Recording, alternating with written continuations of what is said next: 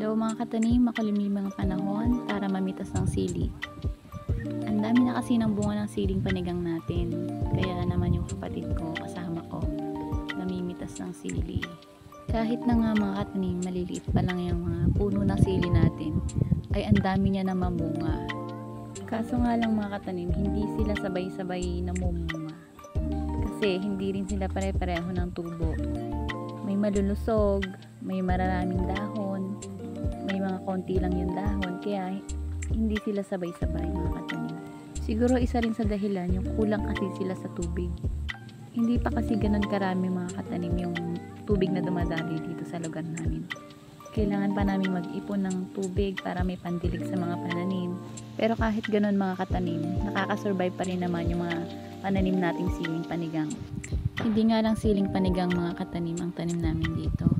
Meron din kaming tanim na okra, talong, sitaw, may pinya, saging, niyog, kamoting kahoy, kamoting baging, bayabas, kastanyas. Hindi pa nga lang sila namumunga mga katanim. Soon kapag namumunga na sila, ipapakita ko rin sila sa inyo mga katanim.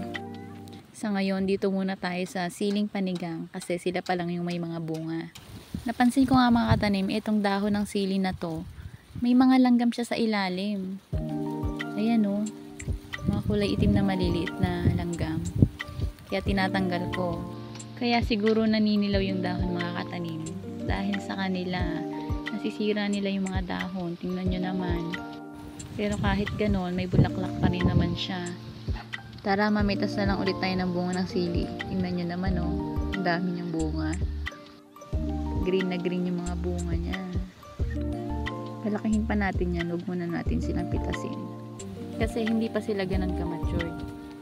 Puntahan naman natin mga katanim, yung tanim ng kapatid kong pakwan. Yan. Buhay na siya. Siguro tinanim niya yan nung nakaraang linggo. O diba? Ang bilis niyang mabuhay. Tingnan niyo naman mga katanim tong malunggay, namumulaklak na. Ganda ng bulaklak niya, no? Namumunga na ulit itong puno ng saging. Saging na tordan nga pala yan mga katanim. Matamis ang bunga niyan. Pasyalan naman natin mga katanim yung mga okra. Ang liliit nila oh. Kulang talaga sila sa tubig. Binungkal ko na nga mga katanim para naman makahinga yung mga ugat niya. Para lumago pa yung mga dahon niya.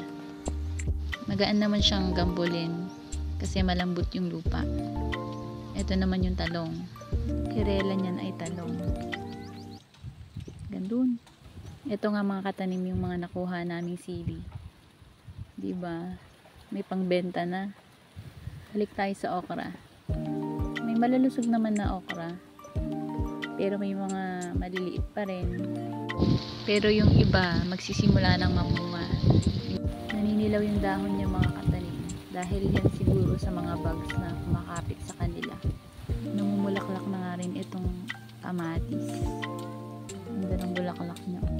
Maganda-ganda nga ang tubo ng kamatis natin mga katanim. Kasi lagi siyang nadidilig. Malapit kasi siya sa tubig. May bagong bunga na naman ang kalabasan natin. Dito nga pala kami nangunguha ng tubig mga katanim. Hanggang dito na lang muna mga katanim. Thank you for watching. Don't forget to like and subscribe our channel. Bye!